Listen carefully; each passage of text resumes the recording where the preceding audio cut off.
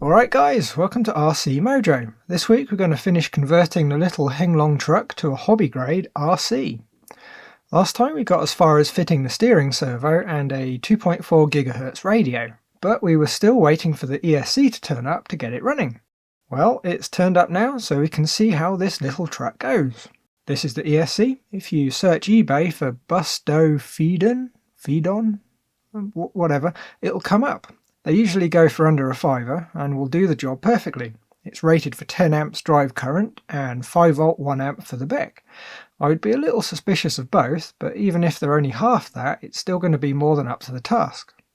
The battery and the motor connect up with BEC connectors. There's a JR style servo plug and an on-off switch, which just so happens to match the stock one, so it fits straight into the slot in the chassis. Very nice. To fit the ESC, we're going to have to solder some different wires onto the motor. So to be safe, we're going to remove the bed, as it's just a little bit close to the motor terminals. There's really not much holding it on, only two self-tappers that go through the rear cross members. Remove them and the bed just comes away. Since the ESC has those red BEC connectors fitted, I'm going to solder the matching connector onto the motor rather than chop up the ESC.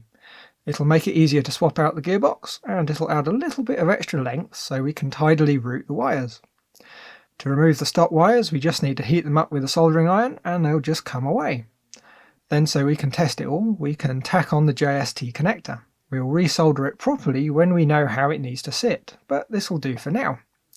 The ESC can plug into the motor, and the servo lead can plug into the receiver too. Next, we would plug in a battery, but the stock battery has one of these rather nice latching connectors. Nice, but they won't work with the BEC connector.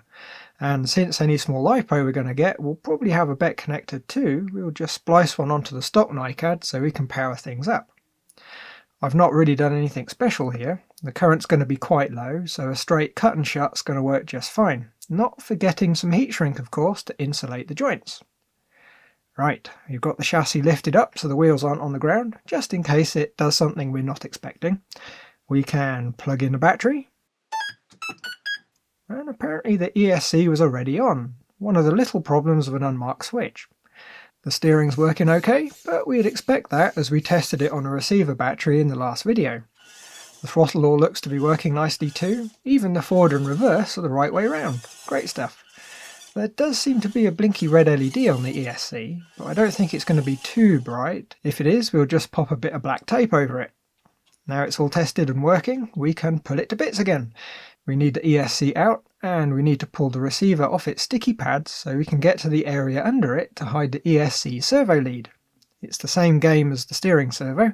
We need to concertina up the lead and tape it with a bit of electrical tape. The idea is to hide the excess in the little compartment under where we mounted the receiver. With it all bundled up and the two leads crammed in, we can stick the receiver back down on top. After a little bit of manoeuvring, it all went down and the ESC servo lead is plugged into the receiver.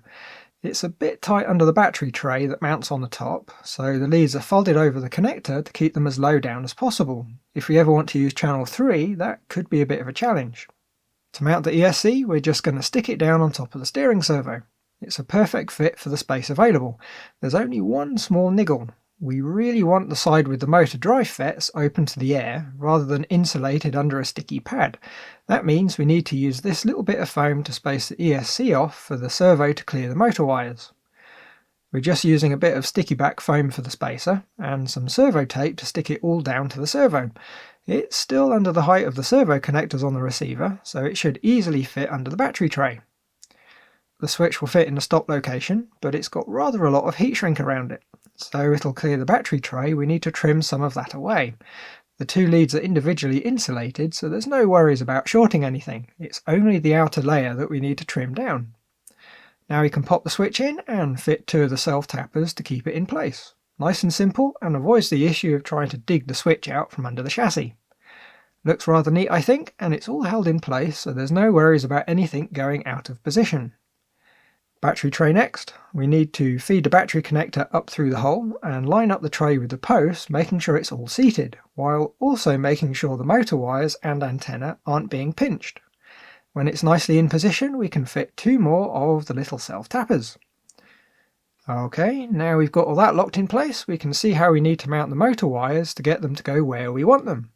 First, we can desolder the connector we fitted earlier, clip the wires so they come out to the side of the motor, the red one shorter than the black one, strip, tin and resolder them to the motor. It's worth noting these small motors don't take the heat of the soldering iron very well. If you hold the heat on too long, the plastic end bell can go soft, misaligning the motor brushes. The trick is to line everything up and be very quick with the soldering. So that's the install done. It's rather easy to do and makes for a fun little project. The best bit though, if anything goes wrong, none of the parts are all that expensive. Before we pop the body back on, we might as well test the electronics just in case. It's just a case of popping the battery in the tray, plugging it in with the transmitter on of course, and turning on the switch. Well then, it all works, and the throttle response really isn't too bad. It might be a bit on the quick side, but it is a runner. There's plenty of torque there too. Now we know it all works, we can pop the body back on. Bed first with its two self-tappers. It would be really easy to strip these small threads, so you really need to pay attention to when they're bottomed out and stop. And for the cab, we're going to quickly desolder the wires for the headlights. We'll be making them operational again at some point, but for now the wires are just getting in the way. Another little thing, we need to do something with the antenna. There's a little bit of space to the side of the battery tray, so I'm going to stick it to the side with some tape. Not an ideal position right next to the battery, but it'll do for now. I've popped a bit of tape on the rear of the tray too, so the antenna stays away from the drive shaft and doesn't have any tight bends. When the cab goes on, the antenna loops nicely under one of the seats. It'll be nice and safe up there when we run it outside. To hold the cab on, we reinstall the two screws at the back that go through the tabs on the cab through into the chassis. And at the front we refit the bumper that pinches the cab to the chassis, and not too surprisingly, it's held on with two more of those small self-tappers. And there we go, job done. Much better all round I think. All that's left to do is take it outside for a quick test. Now, it took a couple of goes to find somewhere without too many people. The first window was Boxing Day, and every bit of open ground, wooded area and lay-by was full of people trying out their new hiking boots and bikes. There was even someone riding a horse in one of the woods. The second attempt was last Thursday. Nice and sunny, but really cold. Sheet ice across the single-track roads to this spot, which was fun. I actually passed someone who got their Ford Focus stuck on a bank. Anyway, the truck. As you can see, she's really bouncy. There's so little weight and no damping, which is probably the worst case for high-frequency bounce.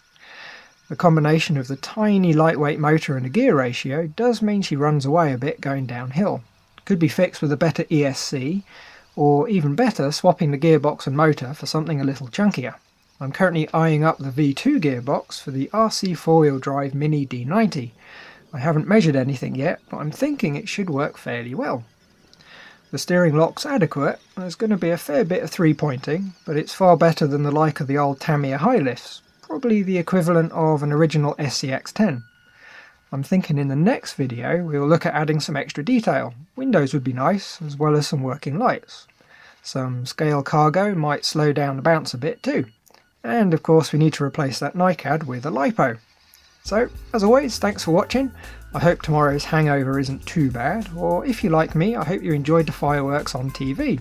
Like if you liked, subscribe if you haven't, and leave a comment if you've got something to say. Bye guys!